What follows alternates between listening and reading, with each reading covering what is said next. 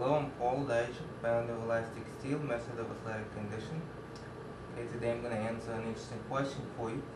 You might wonder why I'm sitting like this. I get a lot of requests. People are saying, can you make a video sitting on the split? And there's no reason for it. Now, there's a reason in this one. Okay, so the question is, in one of my books, where I'm teaching how to do a split, I'm showing a specific stretch where a person is straddling as much as possible and rotating to one side and then rotating to the other side. Okay? In most martial arts schools, that stretch is not really performed. People go to one leg, other leg, forward, but people don't rotate. So the question is, why would you rotate? Okay? Why do we do that stretch in there? Okay, so here's the answer. What I would like for you to do is to look at my right hip. Okay? Matter of fact, I'm going to sit forward. I'm not going to move. Just look at my right hip.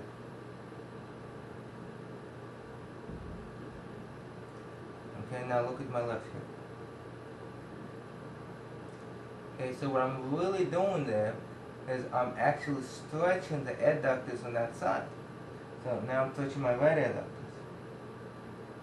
Left adductors. Okay? The range of motion is very small, but if I was to open that, you will see that it actually makes a difference in the split. So in essence, to demonstrate that into the upper body, this is what I'm doing. Okay? At the front of my shoulder and my chest with my adductors, I'm doing this. Okay? So I'm here, doing this. Now, why not just do that? Okay, you could see that that stretches the adductors. If anything, that opens up the joint angle of the hip in horizontal extension, the horizontal abduction as it's called. So why not just do that? Well, most people don't have that much muscle control, which actually comes from the glutes to do that. Okay, remember that interaction between the adductors and abductors in this case is very important, because once this muscles contract, this muscles relax, and you can train them to be more relaxed that way. Okay? However, most people do not have that much control to do it from the beginning. Okay? So you can do that with rotation. You rotate as much as possible.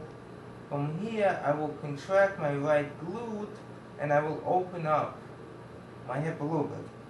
Okay? And that gives me an opportunity to stretch a little bit more forward. Okay? Same thing I would do on the other side. I would turn, I would contract my glute here, opening up, moving a little bit more forward. Okay? The range of motion is very small, and you should never attempt to do it wide, okay, unless you do it on sliding surfaces and you have very much rotation, which will follow by the movement of the hips. Most people don't need that on that extreme. At the same time, most people will not, especially the beginners, will not know how to simply just move the hips without the rotation. Therefore, you rotate the body. Once you rotate the body, comes a contraction of the hips. Boom. The hips come a little bit more forward, and you open up the hips on that side. So what this does, by rotating the body away from this leg, contracting the glutes on this side, it opens up the adductors a little bit. The adductor muscles, of course, you open up the hips that way. Okay? So that is the reason for that movement. It's not something that is just there to look nice. Okay? It's not just developing the rotational flexibility of your spine. It's taking your spine into rotation and following up with a hip. Okay? This way, opening up the hips. Okay? So that's the answer to that. Thank you for watching.